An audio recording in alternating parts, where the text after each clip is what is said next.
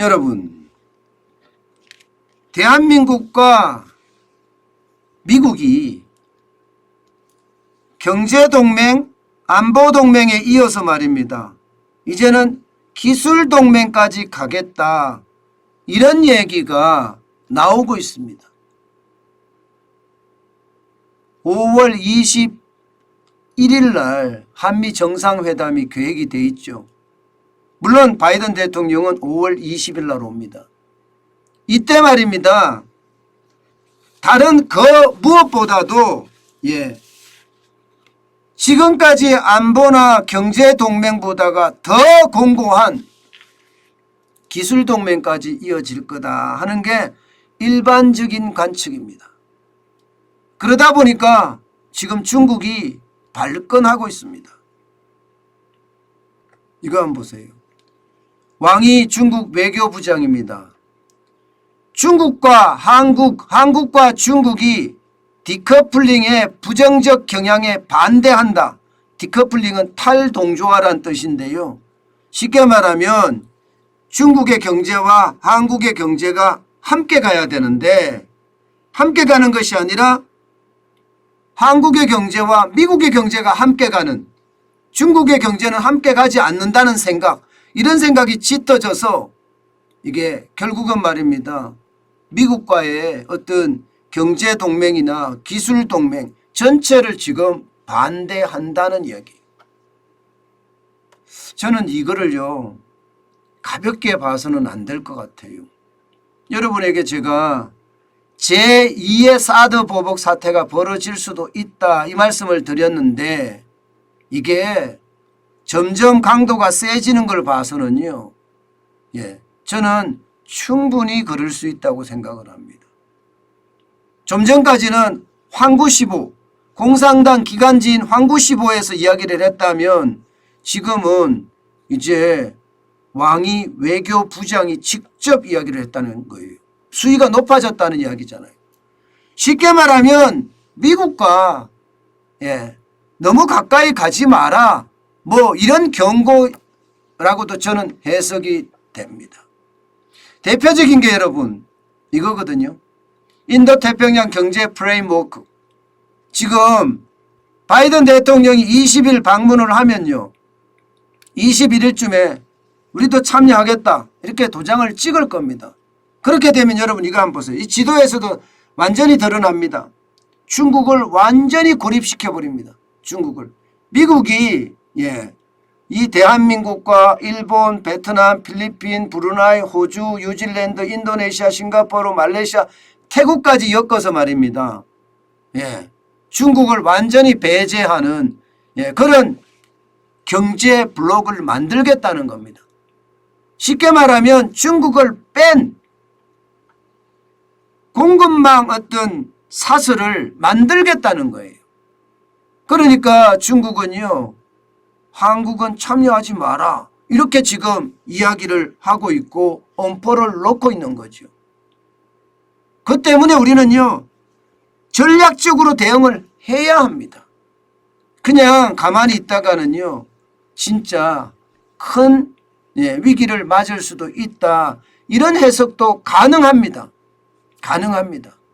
없다고 생각을 하면은 절대 안 돼요. 제2의 사드 보복 같은 게 충분히 있을 수 있다고 저는 믿고 있거든요. 그만큼 말입니다. 이게 한미 간에 정상회담이 있으면서 이 가까워지는 밀착도도 굉장히 커지고 있다는 거예요. 여러분 보세요. 지금 경제 안보와 관련해서는 인도태평양 경제 프레임워크에 참여하는 것도 있죠. 하나 더 있습니다. 이제 경제동맹에 이어서 하나 더 그 밑에 보면 반도체 등 공급망과 한미 기술동맹도 논의한다 이렇게 되어 있습니다.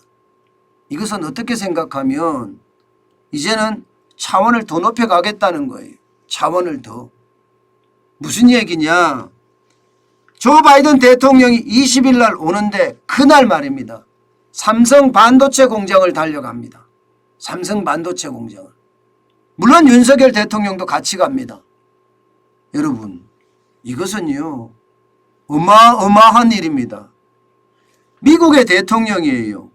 미국의 권력자가 대한민국에 도착하자마자 어디로 간다고요? 삼성의 공장을 간다. 반도체 공장을. 지금 삼성은 진짜 불이 났습니다. 이재용 부회장이 직접 나서서 동선까지 마련하고 설명도 직접 한다고 이야기할 정도예요. 그 정도로 말입니다. 반도체에 대한 의지 굉장히 강하다는 거예요. 결국 말입니다. 한미 기술 동맹의 요체는요, 반도체의 어떤 동맹을 뜻하기도 한다. 이렇게 해석할 수가 있습니다. 그러면 미국을 중심으로 해서 대만, 대한민국, 일본 이렇게 4국이 G4 동맹이라고 이야기할 정도로 할 수 있다는 뜻이 되는 겁니다. 그러면 여러분 보세요. 경제의 어떤 경제의 블록화로 기본적으로 공급망을 재편하고요. 첨단 기술의 동맹을 통해서 첨단 기술의 공급망도 재편하겠다. 이게 조 바이든 대통령의 이야기인데 그 이야기가 현실화된다는 거예요. 현실화. 이렇게 되면 중국이 보복 안 한다. 이렇게 단순하게 결정하기는 굉장히 힘듭니다. 저는요. 언제든 중국은요. 대한민국에게 보복을 할 수 있다고 생각을 해요. 물론 말입니다, 여러분. 물론 기본적으로 한국만 참여하는 게 아니잖아요. 여러 나라들이 현재까지는 12개국이 대상인데 12개국 이상이 참여를 하게 되면 한국만 제재를 할 수는 없을 거 아니에요. 전부 제재를 해야 되잖아요. 그러면 제재하는 순간 중국이 그에 따른 고립이 될 수 있으니까 뭐 괜찮을 거다 하는 의견도 있습니다. 게다가 중국은 반도체에 관한 한 대한민국의 도움을 받아야 된다. 그렇지 않고는요. 중국의 경제 성장이 쉽지 않다. 이렇게 이야기합니다. 그만큼 반도체 부품이나 설비 당연히 지원을 받아야 되는데 그것 때문이라도 사드 보복 같은 그런 보복은 안 나오지 않겠느냐 이런 이야기들을 합니다. 사드 보복 정도는 아니지 않을까 이렇게 이야기를 합니다. 그렇지만 여러분 이게 단순하게 생각을 해서는 안 됩니다. 중국은 어디로 튈지도 모르고요. 최고 권력자의 말 한마디면 그게 현실화되는 상황이기 때문에 언제든 저는 터질 수 있다고 생각을 합니다. 여러분 도시 봉쇄령 보세요. 상하이라는 큰 도시도 봉쇄해버리잖아요. 베이징이라는 도시는 다 봉쇄는 안 했지만 지역적으로 봉쇄를 해버리죠. 봉쇄는요 여러분 사람이 아예 안 다니는 거예요. 지하철이고 버스고 택시고 아무것도 안 다닙니다. 사람도 못 다니게 하는 게 봉쇄예요. 그야말로 집에 가둬놓는 겁니다. 그런 게 가능한 게 중국이거든요. 그런 게 가능한 게 중국이라고 생각을 하면 중국은 어떤 상황과 상관없이 저는 보복이 될 수도 있다고 생각을 합니다. 때문에 말입니다. 그에 대한 이야기가 굉장히 많이 있어야 된다고 생각을 해요. 또한 말입니다.